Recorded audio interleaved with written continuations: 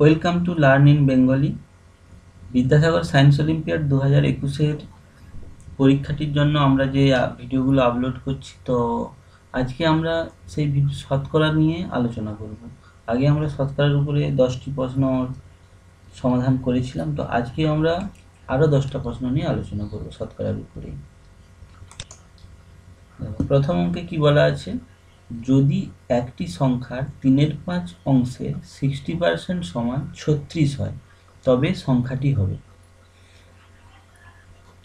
তাহলে কি হচ্ছে, সংখ্যাটির 3/5 অংশের 60%, তাহলে সংখ্যার 3/5 অংশ মানে কত, সংখ্যা গুণিতক 3/5, আর তার 60% মানে কত, গুণিতক 60/100, সেইটা সমান কত হবে, 36 হবে।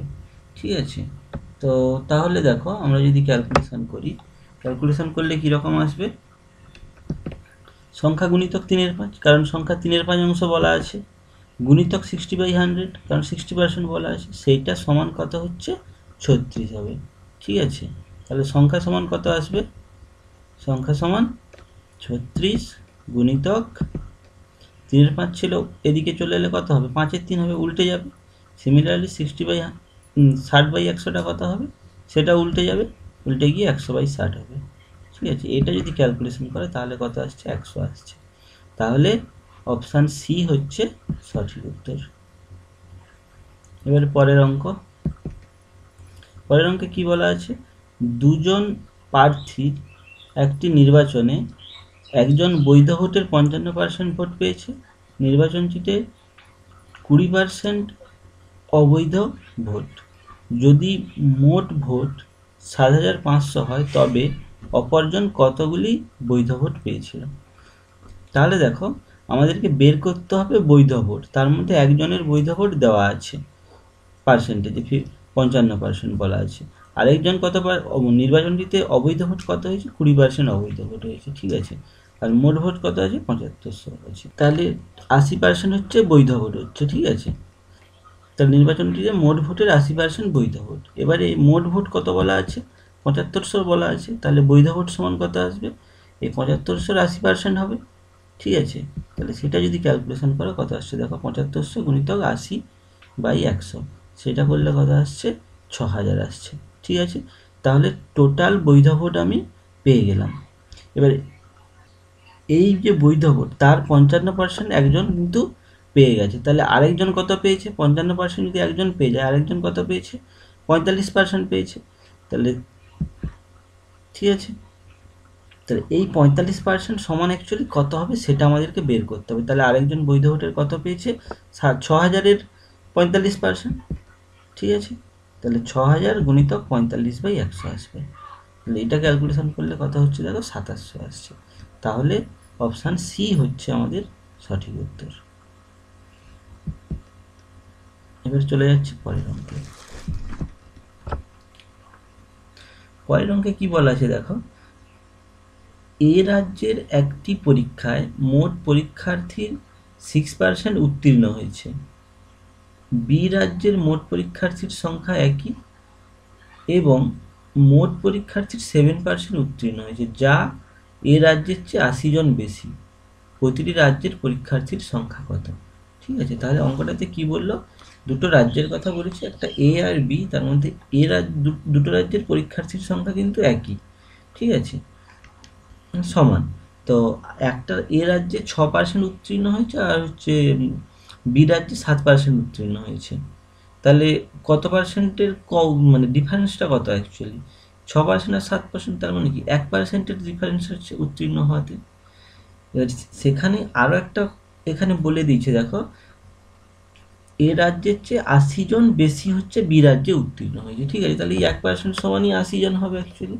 এবারে আমরা চলে যাচ্ছি ক্যালকুলেশনে। দেখো মোট পরীক্ষার্থীর সংখ্যা যেহেতু 1 বলে দিয়েছে, তাহলে আমাদের যেটা বলেছিলাম যে এ রাজ্যে মোট পরীক্ষার্থী 6% উত্তীর্ণ হয়েছে। ঠিক আছে, আর বি রাজ্যে 7% উত্তীর্ণ হয়েছে, তাহলে ডিফারেন্স কত হবে, 1% হবে। তাহলে এই 1% এ রাজ্যের চেয়ে বি রাজ্যে বেশি জন উত্তীর্ণ হয়েছে, তাহলে এই 1% সমানই অ্যাকচুয়ালি কতজন, 80 জন, কারণ এ রাজ্যের চেয়ে 80 জন বেশি উত্তীর্ণ হয়েছে বি রাজ্যে। ঠিক আছে, তাহলে 1% সমান 80 জন হচ্ছে, তাহলে 100% সমান আমাদেরকে বের করতে হবে। 100% সমান কত হবে? 80 গুণিতক 100 মানে 8000 জন। তাহলে প্রতিটি রাজ্যের পরীক্ষার্থীর সংখ্যা কত হলো? 8000 জন হলো। তাহলে এর সঠিক উত্তর হচ্ছে অপশান এ। এবারে যাচ্ছি পরের অঙ্কে।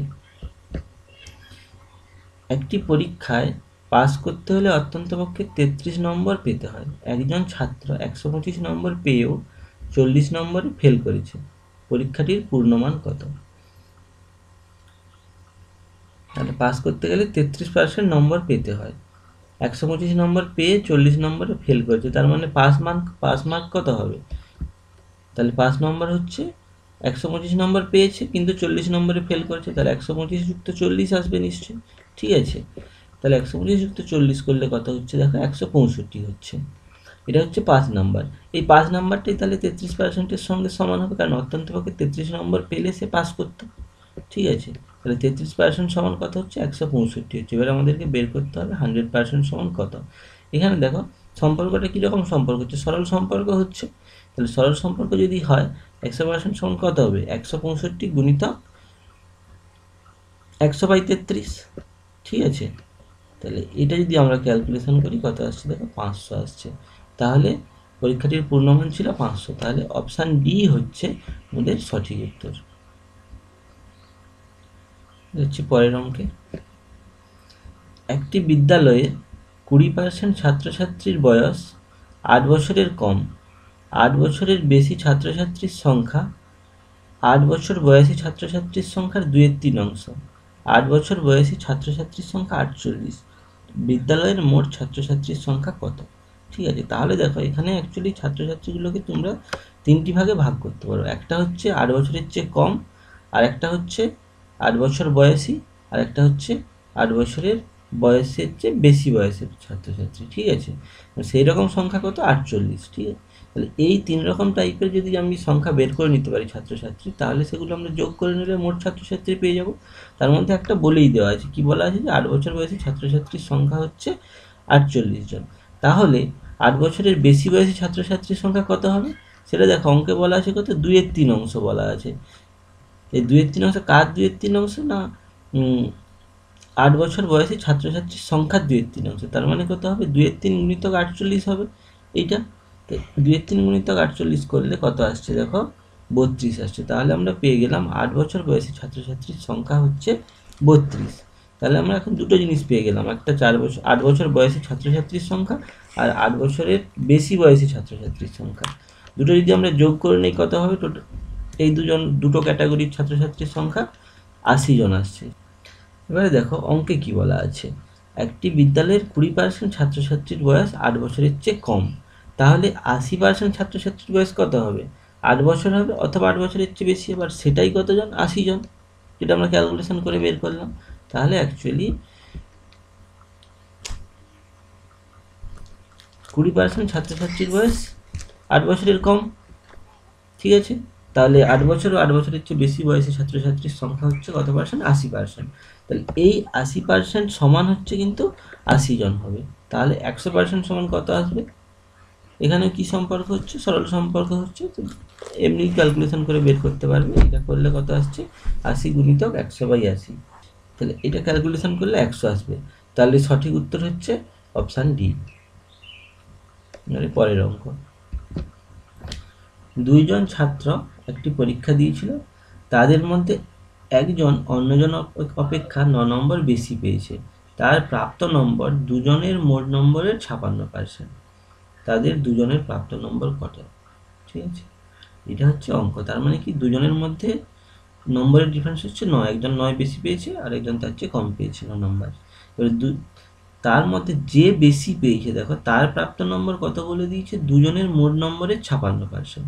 তাহলে আমরা প্রথমে কি ধরবো? যে টোটাল নম্বরটা ধরে নিলাম আমরা 100। তাহলে যে বেশি পেয়েছে সে কত পেয়েছে? অ্যাকচুয়ালি এই 156% সে পেয়েছে। তাহলে একজনের প্রাপ্ত নম্বর দেখো, যে অ্যাকচুয়ালি বেশি পেয়েছে সে হচ্ছে 56% পেয়েছে এই 100। তাহলে সেটা কত হচ্ছে? 56। তাহলে একজনের প্রাপ্ত নম্বর কত পেয়ে গেলাম? 56। আবার দেখো মোট নম্বর কত আছে? এখানে 100 আছে। তাহলে অন্যজনের প্রাপ্ত নম্বর কত হবে? 100 - 56। 100 - 56 করলে 44 আসছে। তাহলে দেখো এবারে আমরা এই নম্বরের পার্থক্যটা বের করব। নম্বরের পার্থক্য বের করলে কত আসছে? দেখো 56 - 44 করতে হবে। তাহলে 12 আসছে। তাহলে দেখো এবার একটা সমস্যার মতো আমরা পেয়ে যাচ্ছি কি না, নম্বরের পার্থক্য যখন 12 হবে তখন প্রাপ্ত নম্বর কত 100, আর অঙ্কতে কথা বলা আছে যে 9 নম্বর বেশি পেয়েছে। তাহলে আমরা সমস্যাটা এখন তৈরি করবো, একদিকে এই জন্য নম্বরের পার্থক্য লিখলাম আর একদিকে প্রাপ্ত নম্বর লেখা হলো। ঠিক আছে, তাহলে নম্বরের পার্থক্য যখন 12 তখন প্রাপ্ত নম্বর, একজনের প্রাপ্ত নম্বর কত 56, যে বেশি পেয়েছে। এবারে দেখো যখন নম্বরের পার্থক্য 9 নম্বর হবে, 9 নম্বর ওখানে বলা আছে, অঙ্কে বলা আছে যে একজন আরেকজনের চেয়ে 9 নম্বর বেশি পেয়েছে। তাহলে 9 নম্বর যখন নম্বরের পার্থক্য হবে তখন প্রাপ্ত নম্বর কত হবে, এটা আমরা ক্যালকুলেশন করব। তাহলে এখানে সম্পর্কটা কীরকম সম্পর্ক, সরল সম্পর্ক হচ্ছে। তাহলে সরল সম্পর্ক হলে প্রাপ্ত নম্বর কত আসবে, 56 গুণিতক 9/12।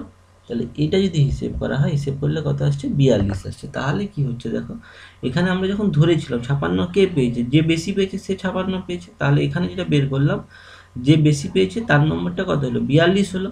তাহলে অপরজনের প্রাপ্ত নম্বর কত হবে, অঙ্কে কি বলা আছে 9 নম্বরের কম পেয়েছে। ঠিক আছে, তাহলে অন্যজনের প্রাপ্ত নম্বর কত হবে 42 - 9 করতে হবে, 9 নম্বর যেহেতু একজন বেশি পেয়েছিল তার মানে আরেকজন এই 42-এর চেয়ে 9 কম পেয়েছে। তাহলে বিয়োগ করলে কত হচ্ছে 33 হচ্ছে। তাহলে দুজনের প্রাপ্ত নম্বর কত হলো 42 আর 33। তাহলে অপশান বি হচ্ছে সঠিক উত্তর।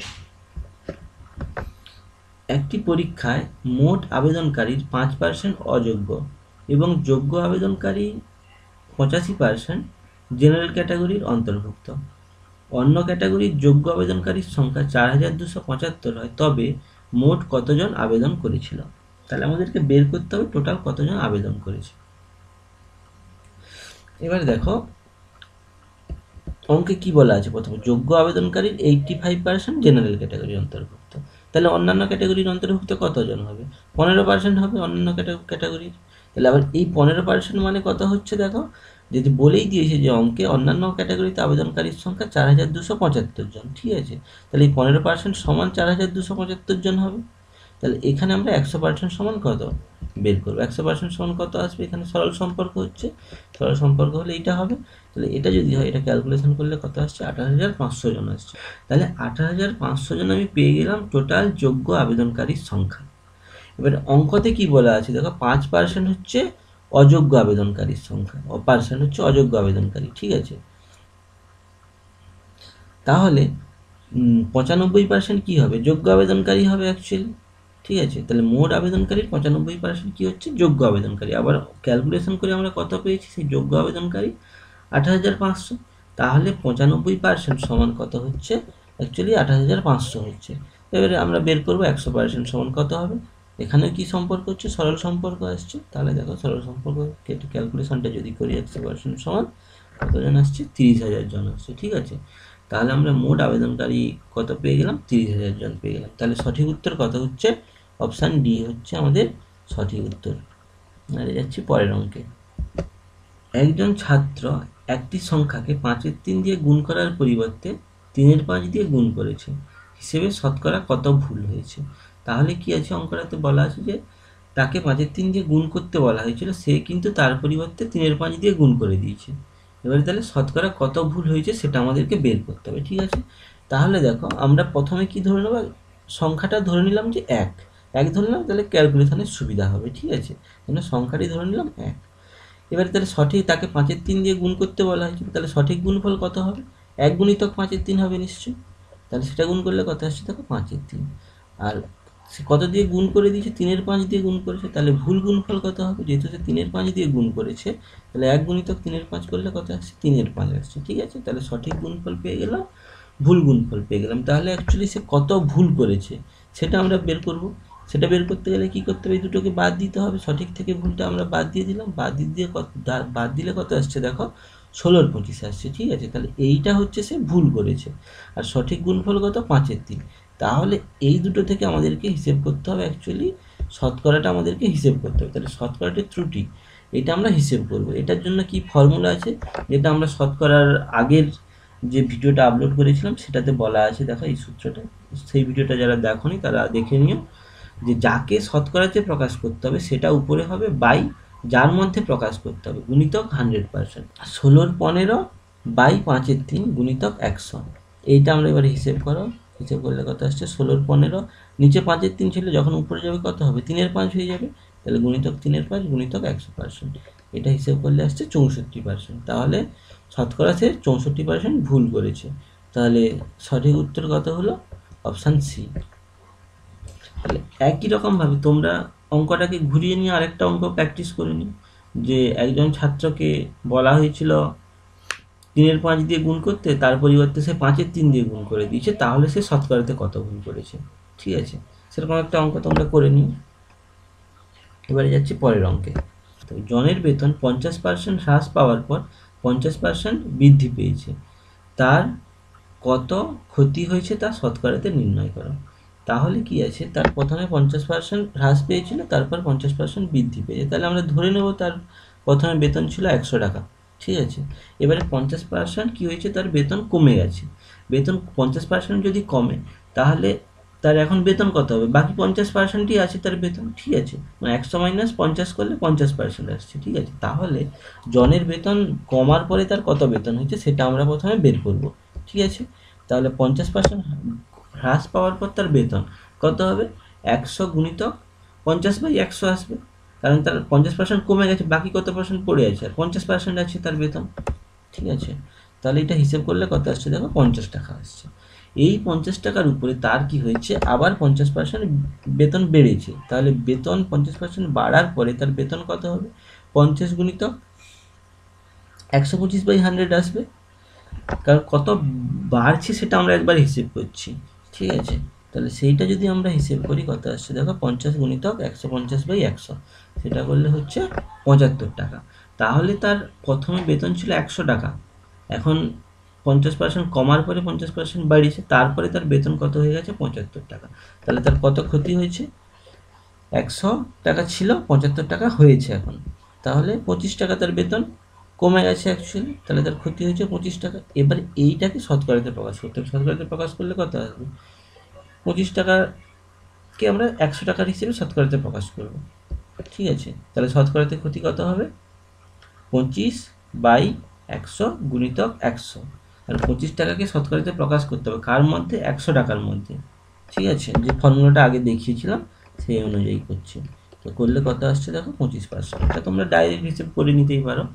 তো 100 টাকা যেহেতু ছিল আগে তার বেতন, এত ক্যালকুলেশন করার দরকার নেই, 25 টাকা যেহেতু কমেছে তাহলে তার 25%ই তার ক্ষতি হয়েছে, এরকমই আসবে।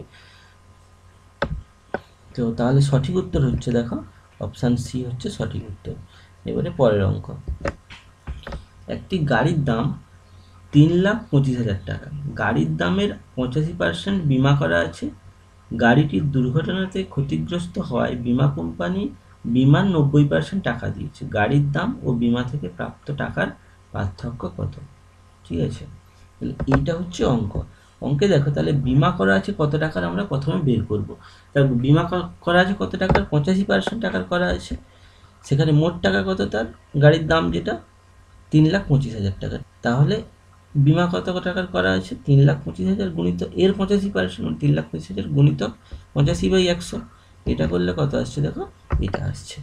তাহলে এই টাকাটা তারা বিমা করা আছে, এবার এই টাকার 90% আবার কোম্পানি থেকে তাকে বিমার জন্য দিয়েছে। ঠিক আছে, তাহলে বিমা থেকে প্রাপ্ত টাকা যখন হিসেব করবো, তাহলে এই উপরে যে টাকাটা বের করলাম তার 90% হবে, তাহলে তার 90% যদি হয়, তাহলে ওই টাকাটা গুণিতক 90/100 আসবে, তাহলে এইটা হচ্ছে অ্যাকচুয়ালি সে বিমা থেকে পেয়েছে, সেটা হিসেব করলে কত আসছে দেখো, এটা আসছে 2,48,625 টাকা। সেখানে গাড়ির দাম কত ছিল? 3,25,000 টাকা গাড়ির দাম ছিল, তাহলে গাড়ির দাম ও বিমা থেকে টাকার পার্থক্য কত হবে? ওই দুটোকে বিয়োগ করতে হবে, তাহলে বিয়োগ করে দিলে কত আসছে দেখো, 76,375 টাকা আসছে। তাহলে সঠিক উত্তর কত হচ্ছে? অপশান ডি হচ্ছে সঠিক উত্তর। তো আজকে আমরা শতকরার উপরে 10টি অঙ্ক নিয়ে আলোচনা করলাম। তো ভবিষ্যতে শতকরার উপরে আরও কিছু অঙ্ক নিয়ে আমরা আলোচনা করব অন্য একটি ভিডিওতে, এবং তার সঙ্গে সঙ্গে অন্যান্য যে চ্যাপ্টারগুলো থেকে তোমাদের পরীক্ষাতে আসবে সেই বিষয়ের উপরেও আমরা কিন্তু ভিডিও আপলোড করব। তো তার জন্য সেই ভিডিওগুলো সবার আগে পাওয়ার জন্য আমাদের চ্যানেলটিকে অবশ্যই সাবস্ক্রাইব করে নিও এখনই। আর ভিডিওগুলো যদি ভালো লাগে তাহলে লাইক, শেয়ার এবং কমেন্ট করে জানিও।